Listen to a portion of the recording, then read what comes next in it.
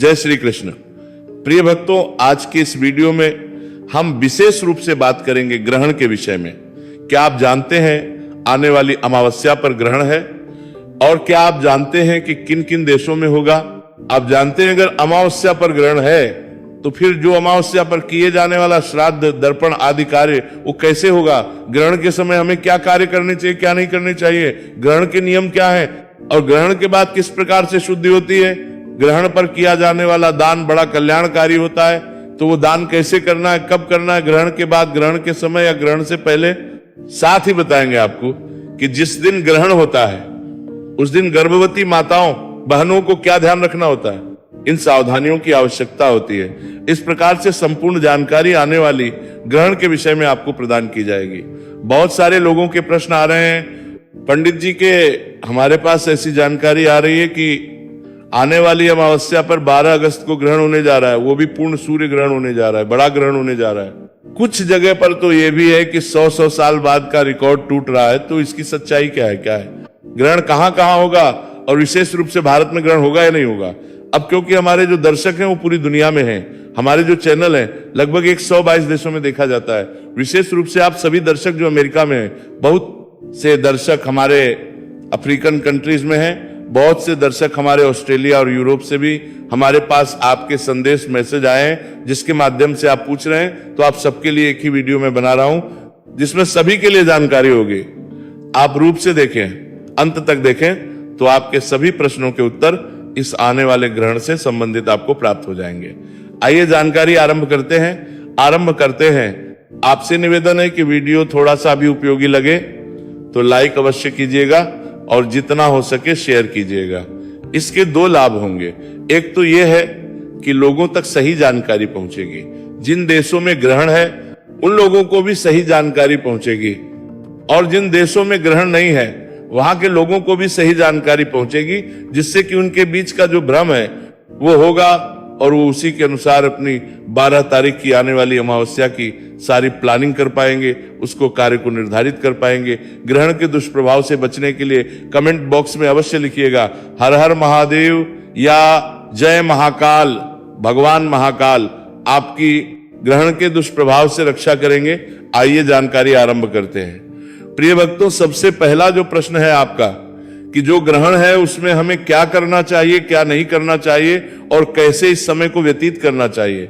गर्भवती माताएं, बहनें क्या करें, क्या ना करें और पूजा पाठ के कार्य कैसे होंगे। सबसे पहली बात तो ये कि जो ग्रहण है ये एक खगोलीय घटना है जो कि अंतरिक्ष में घटित होती है पृथ्वी पर, फिर भी उसका सीधा प्रभाव कहा गया है। जो सनातन धर्म को मानने वाले हैं वो जानते हैं कि हमारे सनातन धर्म में ग्रहण को विशेष स्थान दिया गया है। जो ग्रहण होता है उस समय पर कुछ कार्य जैसे पूजा पाठ, शुभ मांगलिक कार्य वर्जित होते हैं, लेकिन ग्रहण के समय का दान अत्यंत फलदायक गया है। ग्रहण का दान परम कल्याणकारी कहा गया है।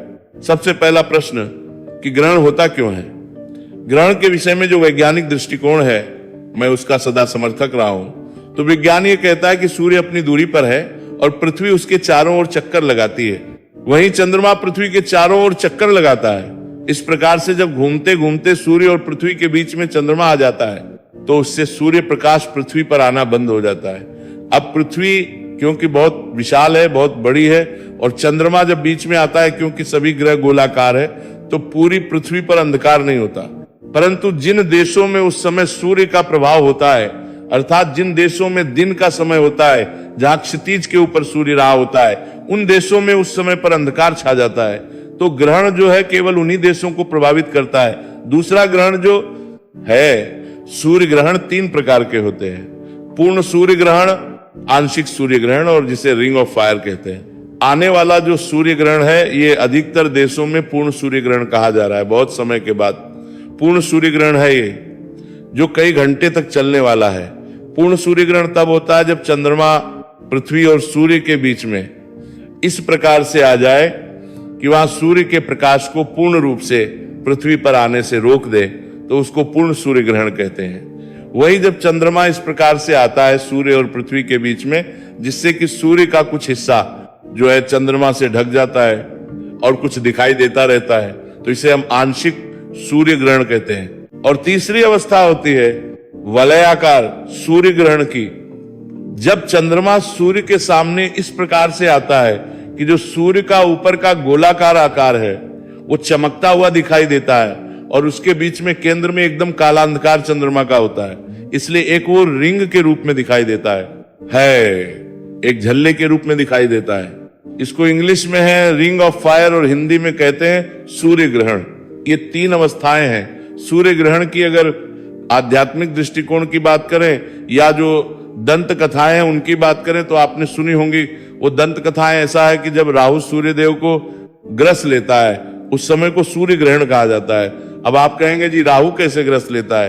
वैज्ञानिक दृष्टिकोण अलग, आध्यात्मिक दृष्टिकोण अलग। ऐसा नहीं है, जब आप ज्योतिष शास्त्र को देखेंगे ना तो उससे आप जान पाएंगे कि राहु जो ग्रह है ना उसका इस समय पर सूर्य पर जो प्रभाव होता है वो उसी प्रकार का होता है जैसे कि वो उसका ग्रास बना रहा हो, इसीलिए इसको ग्रसना कहते हैं। अब कथाओं में क्या बना दिया गया कि सूर्य को जो है राहु निगल लेता है और इसीलिए वो सूर्य ग्रहण हो जाता है। वो कथा के रूप में समझाने का प्रयास किया गया।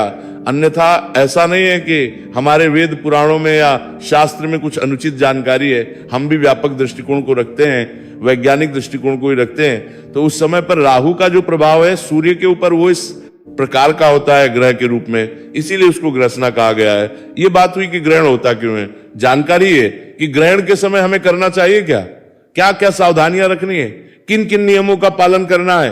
तो सबसे पहली जानकारी कि प्रिय भक्तों, जब ग्रहण शुरू होने वाला होता है उससे पहले लगता है ग्रहण का सूतक। जब सूर्य ग्रहण होता है तो उसका सूतक 12 घंटे पहले मान्य होता है। अर्थात जितने बजे से सूर्य ग्रहण आरंभ हो रहा है उससे 12 घंटे पहले उसका सूतक शुरू हो जाता है। और सूतक शुरू होने से पहले मनुष्य को बहुत सारे कार्य समाप्त कर लेने होते हैं। कौन कौन से कार्य? पूजा पाठ करनी है तो सूतक लगने से पहले ही कर लीजिए। भगवान को भोग प्रसाद लगाना है सूतक से पहले कर लीजिए। जो भी पूजा पाठ के कार्य हैं वो सूतक शुरू होने से पहले ही होंगे। जहां सूतक लग गया उसके बाद कोई पूजा पाठ नहीं होगी। सूतक लगने से पहले ही आप पूजा पाठ करके अपना भोग प्रसाद लगा के भगवान को मंदिर के पर्दे बंद कर दीजिएगा। ये पहला कार्य है जो आपको अवश्य ध्यान रखना है कि सूतक से पहले ही आपने अपना मंदिर बंद कर देना है। घर में मंदिर है उसके भी पर्दे कर देने हैं, मंदिर को छूना नहीं है सूतक के समय पर। दूसरा, जो घर में आप लोग रहते हैं तो घर की सुरक्षा के लिए, ग्रहण के दुष्प्रभाव से बचाने के लिए क्या करना चाहिए? आपके घर में जितनी भी खाद्य सामग्री है, खाने पीने की वस्तुएं हैं, चाहे वो आटे का ड्रम होगा, चाय, चीनी, चावल, दाल के इन सब के डब्बे होंगे या ड्रम होंगे, जैसे भी आप इन सबको रखते हैं, उन सभी में कुशा डाल दीजिएगा। कुशा एक प्रकार की घास होती है जिसमें बड़े ही गुण भी है और इसे पूजा पाठ के लिए बड़ा दिव्य माना जाता है। इसमें इस प्रकार के गुण कहे गए हैं कि जहां ये विद्यमान रहती है वहां से नकारात्मक ऊर्जा समाप्त हो जाती है। तो मैं आपको वैज्ञानिक दृष्टिकोण से बता रहा हूं, ऊर्जा का प्रभाव जब ग्रहण होता है ना तो पृथ्वी पर नेगेटिव एनर्जी का प्रभाव होने लगता है। नकारात्मक ऊर्जा बढ़ जाती है और सकारात्मक ऊर्जा घट जाती है। नकारात्मक ऊर्जा उत्पन्न होने से अनेकों प्रकार की बीमारियां होने की संभावनाएं होती है, अनेक की दुर्घटनाएं घटित होने की संभावनाएं होती है, क्योंकि नकारात्मक ऊर्जा जो है वो नेगेटिविटी को ही फैलाती है। इसीलिए ये जो घास है, कुशा घास, ये नेगेटिव एनर्जी को नष्ट करती है। दूसरा, ग्रहण के समय के जितने भी दुष्प्रभाव होते हैं उनको ये सोख लेती है। जब पृथ्वी पर सूर्य का प्रकाश नहीं आता तो उस समय पर हानिकारक जीवाणु उत्पन्न होता है जो अत्यंत ही सूक्ष्म हो सकता है। उसका किसी प्रकार का दुष्प्रभाव आपके घर में ना रहे, आपके खाने की वस्तुओं विषैला ना कर दे, क्योंकि जो अति सूक्ष्म जीवाणु है वो आपके खाने पीने की वस्तुओं को अगर प्रभावित करेगा तो वो विषैली हो सकती है, जिससे कि आपको अनेकों प्रकार की परेशानी उसको खाने से हो सकती है। ये कुशा घास उससे एक प्रकार से रक्षा करती है ऐसी मान्यता है। इसीलिए इस कुशा घास को सभी खाद्य सामग्री में डाल देना चाहिए सूतक शुरू होने से पहले। यहां तक कि पानी की जो आपकी टंकी है ना उसमें भी कुशा घास डाल दीजिए। अब आप कहेंगे पंडित जी कुशा घास तो हमारे यहाँ नहीं मिलती, जिनके यहाँ नहीं मिलती ऐसी अवस्था में काले तिल आपके यहाँ मिलते होंगे। काले तिल लीजिए और थोड़े थोड़े काले तिल इन सब चीजों में डाल दीजिएगा। जो काला तिल भी ना डाल पाए वो तुलसी पत्र, तुलसी का पत्ता, इन सभी चीजों में डाल दीजिएगा। ये बताया गया है कि इनको आप सूतक लगने से पहले डाल दीजिए। जब सूतक आरंभ हो गया है या ग्रहण आरंभ हो गया है, विशेष रूप से ध्यान दीजिए कि इस समय पर पूजा पाठ का अभिप्राय है जो आप भगवान की भक्ति करते हैं, मंत्र जप वो परम कल्याणकारी है। इस समय पर किया गया मंत्र जप आपको अक्षय पुण्य देता है, अनंत पुण्य देता है। ग्रहण के समय का मंत्र जब परम कल्याणकारी है। ग्रहण के समय जितना हो सके आपको दान करना चाहिए। ग्रहण के समय जितना हो सके भगवान के पाठ सुनिए, पढ़िए, नहीं देखिए, पढ़िए। पढ़ने की मनाही इसलिए कि जब ग्रहण चल रहा होता है या सूतक लग गया होता है तो मनुष्य का ये जो शरीर है ना, ये अशुद्ध हो चुका है, अशुद्ध हो चुका है। आपकी जो जीवात्मा है वो कभी अशुद्ध नहीं होती, वो सदा पवित्र रहती है। लेकिन आपका ये जो शरीर है जो नश्वर है, इसे अशुद्ध मान ग्रहण के समय पर, क्योंकि हर ओर ग्रहण की छाया है, सूतक है। और जब सूतक लग जाता है तो आप सामान्य सूतक क्या मानते हैं? पूजा पाठ नहीं होती, क्योंकि हमारे शरीर को सूतक लगता है। अब उस अवस्था में यदि हम किसी भी पवित्र ग्रंथ को लगेंगे, छुएंगे, पकड़ेंगे तो वह शुद्ध होगा, पवित्र हो जाएगा। इसीलिए कहा जाता है कि ग्रहण के समय आप पुराण आदि को ना छुए। आज के समय में तो आपके पास पूरा का पूरा भंडार है कि आप इंटरनेट के माध्यम से जितना हो सके पाठ सुनिए। आप चाहे उस समय पर भिन्न भिन्न कथाएं सुन सकते हैं, भगवान की स्तोत्र सुन सकते हैं, सहस्त्र नाम सुन सकते हैं। ये सब कल्याणकारी है। इसी प्रकार से आपको ये समय व्यतीत करना चाहिए, इसी प्रकार से भक्ति करनी चाहिए। जो माला जपते हैं आप इस समय पर ना, ग्रहण के बाद में आपको उस माला का भी शुद्धिकरण करना होता है, क्योंकि आपने सूतक के समय उसको छुआ है। इसीलिए उसको गंगा जल से धोना चाहिए। जो आज जिस कपड़े में वो रखी होती है, गुप्ती जिसे हम कहते हैं, तो उसे भी आपको धोना चाहिए। जिस आसन पे बैठ के आपने मंत्र जप किया है, उस आसन का भी शुद्धिकरण धोना आवश्यक हो जाता है। ग्रहण के समय आप जिन जिन वस्तुओं को छुएंगे वो सभी वस्तुएं धोई जानी चाहिए। नियम यही कहता है। अगर ग्रहण के समय आप अपने बिस्तर पर हैं तो बिस्तर भी धोया जाना चाहिए। यही नियम कहता है कि ग्रहण के बाद प्रत्येक वह वस्तु जिसको आपके शरीर ने ग्रहण के समय पर छुआ है वह तभी शुद्ध होगी जब आप उसको धोएंगे। इसीलिए ग्रहण के बाद नहाने की बात कही गई है, मैं उस पर आऊंगा। पहले तो ग्रहण के समय इन कार्यों को कीजिए। भोजन आदि की मनाही होती है कि ग्रहण के समय हमें कुछ भी खाना नहीं चाहिए। इसके वैज्ञानिक कारण की अगर बात करूं तो देखिए, जब नेगेटिव एनर्जी रहेगी, वातावरण में नकारात्मक ऊर्जा रहेगी, हानिकारक जीवाणु रहेंगे, तो उस समय पर आप भोजन करेंगे तो वो आपके भोजन के माध्यम से आपके शरीर में जा सकते हैं। इसीलिए आपको उस समय पर कुछ भी खाने पीने की मनाही कही गई है। दूसरा, अगर आप अत्यंत ही आवश्यक समझते हैं खाना पीना तो बहुत अधिक सावधानी के साथ, साफ सफाई के साथ उसको ग्रहण कर सकते हैं। पर धार्मिक दृष्टिकोण की बात करें तो धार्मिक दृष्टिकोण यही कहता है कि समय पर हमें खाना पीना नहीं चाहिए। विशेष रूप में ग्रहण जब चल रहा हो तो मनुष्य को प्रयास करना चाहिए कि वह अधिक से अधिक समय अपने घर पर रहे। कार्यालय में है तो कार्यालय में रहे, अर्थात आप सुरक्षित स्थान पर रहे। खुले आसमान के नीचे निकलने से आपको बचना चाहिए। जो गर्भवती माताएं बहनें हैं उनको क्या करना चाहिए?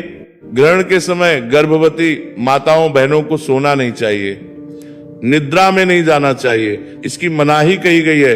जो भी हमारी माताएं बहनें हैं, सूतक चल रहा है, क्योंकि सूतक का समय लंबा 12 घंटे का होता है लगभग, तो ऐसी अवस्था में इतने समय तक किसी भी गर्भवती के लिए बैठे रह पाना तो संभव है नहीं। तो आप उस समय पर लेट सकते हैं, परंतु निद्रा जो है उसकी बनाई गई है ग्रहण के समय पर। विशेष रूप से मैं कहूंगा जब ग्रहण आरंभ हो चुका हो। खाने पीने की बात करें तो देखिए, खाने पीने में कुछ छूट दी गई है। किस किस को?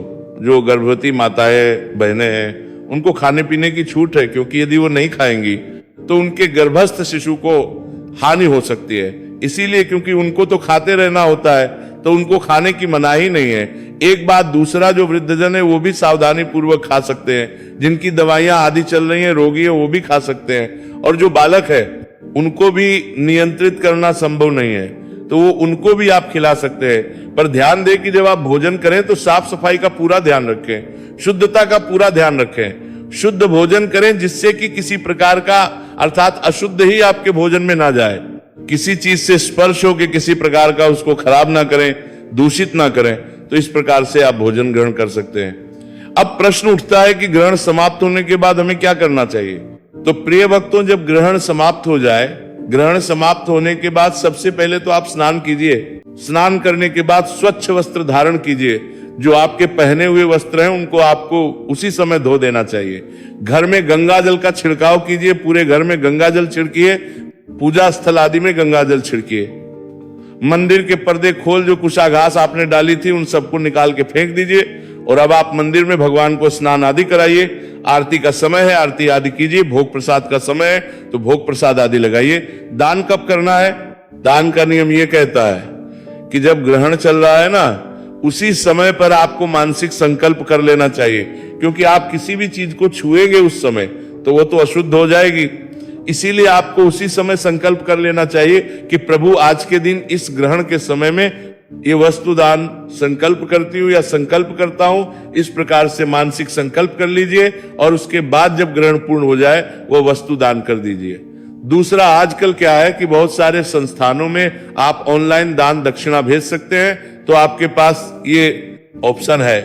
तो आप जब ग्रहण चल रहा है उसी समय पर इस दान को करें तो परम कल्याणकारी कहा गया है, सर्वाधिक पुण्य कहा गया है। या जब संकल्प ग्रहण के समय कर लेंगे और बाद में किसी को दे देंगे तो वह भी उतना ही पुण्यदायी है। इससे आपको दान का कार्य करना चाहिए। अब प्रश्न उठता है कि ये जो ग्रहण है ना, इसका प्रभाव है कहां कहां, किन किन देशों में है, और जहां ग्रहण है वहां पर अमावस्या के कार्य कैसे होंगे। प्रिय भक्तों, अमावस्या का जो कार्य, अमावस्या पर हम क्या करते हैं? तर्पण करते हैं, पितरों के निमित्त दान पुण्य के कार्य करते हैं, हम अमावस्या का व्रत भी करते हैं और पूजन भी करते हैं। तो ये सभी कार्य सूतक शुरू होने से पहले किए जा सकते हैं या ग्रहण समाप्त होने के बाद में किए जा सकते हैं। तो किस किस देश में किस समय पर आपको ये करने चाहिए, इसकी जानकारी इसके अनुसार होगी कि किस देश में कितने बजे ग्रहण शुरू हो रहा है। उसी के अनुसार मैं आपको बताऊंगा कि आप कहां पे कितने बजे तक होगा और किस देश में कितने बजे तक होगा। तो आइए पहले ये जान लेते हैं कि ग्रहण जो है वो है कितने बजे से कितने बजे तक, सूतक कब लग रहा है और किन किन देशों में ग्रहण।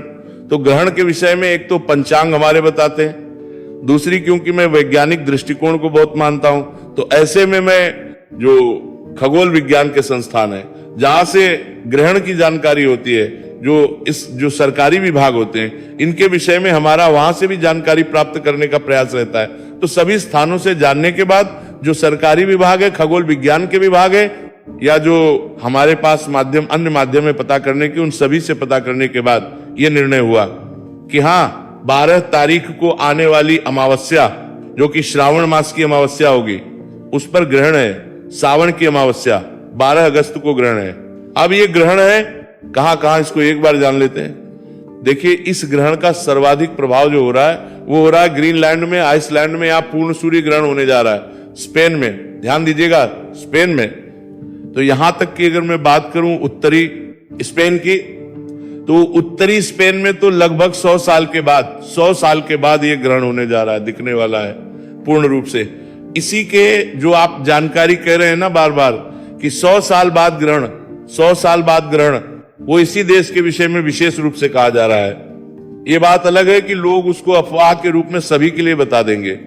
इसके अलावा पूर्ण सूर्य ग्रहण जो है वो उत्तरी रूस में भी रहेगा, रशिया में और पुर्तगाल के कुछ हिस्सों में भी पूर्ण सूर्य ग्रहण दिखाई देगा। आंशिक सूर्य ग्रहण बहुत अधिक स्थानों पर रहने वाला है। आंशिक सूर्य ग्रहण का प्रभाव यूरोप में भी रहेगा, यूरोप के अधिकांश देशों में इसका प्रभाव है। अब मैं एक एक देश के विषय में बताऊंगा तो ये वीडियो बहुत बड़ा हो जाएगा। तो हमारे जो भी दर्शक उन देशों में रहते हैं, आपसे मैं निवेदन करूंगा कि आप या तो कमेंट बॉक्स के माध्यम से लीजिएगा। उत्तरी अमेरिका में इसका प्रभाव रहेगा, कनाडा में हमारे बहुत से दर्शक हैं, तो मैं बताऊं कि कनाडा ये आंशिक सूर्य ग्रहण रहने वाला है। यूएसए के उत्तरी भाग में भी इसका प्रभाव रहने वाला है। उत्तर पश्चिमी अफ्रीका के कुछ देशों में भी इसको आंशिक रूप से देखा जाएगा। इन सभी स्थानों पर इसका प्रभाव रहेगा। एशिया में, रशिया में इसका प्रभाव है, परंतु अन्य देशों में एशिया के अंदर कहीं कोई प्रभाव दिखाई नहीं दे रहा है। मैं बात करूं विशेष रूप से भारत के, क्योंकि भारत के हमारे बहुत सारे दर्शक हैं, सर्वाधिक दर्शक जो हैं भारत से हैं, तो भारत में इस ग्रहण का कोई प्रभाव नहीं हो रहा है। यह ग्रहण जिस समय पे होगा उस समय भारत में रात्रि होगी। जब ग्रहण शुरू होगा भारत में लगभग रात के 9 बज रहे होंगे और सुबह तक यह ग्रहण चलेगा, लेकिन पूरी रात्रि भर होगा तो हमारे भारत में उस समय सूर्य जो है क्षितिज के नीचे रहेगा। इसीलिए भारत में ग्रहण नहीं होने जा रहा है। और एक चीज और, जहां ग्रहण नहीं होता वहां पर सूतक भी लागू नहीं होता। तो जो भी हमारे भारतीय दर्शक हैं या भारत के आसपास नेपाल आदि के दर्शक हैं, पाकिस्तान में बहुत से दर्शक हैं, यूएई में दर्शक हैं, श्रीलंका में दर्शक हैं, तो मैं आपको बताऊं कि आप इस दिन अमावस्या के सभी व्रत आदि को नियम से कर सकते हैं और इस दिन की जो पूजा पाठ है भी बिना किसी सोच विचार के कर सकते हैं। हमारे इन देशों में सूतक का कोई प्रभाव नहीं है। हाँ, जिन देशों में सूतक रहेगा, जहां जहां ग्रहण रहेगा, मैंने उनके नाम बता दिया, वहां से जो दर्शक हमारे साथ जुड़े हैं, तो आप समय की जानकारी के लिए व्हाट्सएप या कमेंट बॉक्स में बात कीजिएगा। ये थी जानकारी ग्रहण के विषय में। बहुत व्यापक रूप से मैंने वीडियो बनाया है, आप सभी इसका लाभ लें। ईश्वर आपका कल्याण करेंगे। चैनल पर नए हैं और चाहते हैं कि सही शास्त्रीय जानकारी, प्रामाणिक जानकारियां आपको मिलती रहें, तो अभी चैनल को सब्सक्राइब कर लीजिए और जो बेल आइकन का निशान आएगा उसको अवश्य दबाइएगा, घंटी के निशान को अवश्य दबाइएगा और प्रतिदिन हम अपने चैनल पर शिव महापुराण सुना रहे हैं, उसको अवश्य सुनिए, क्योंकि ये सावन का महीना है। बाबा भोलेनाथ की कृपा आपको प्राप्त होगी। हर हर महादेव।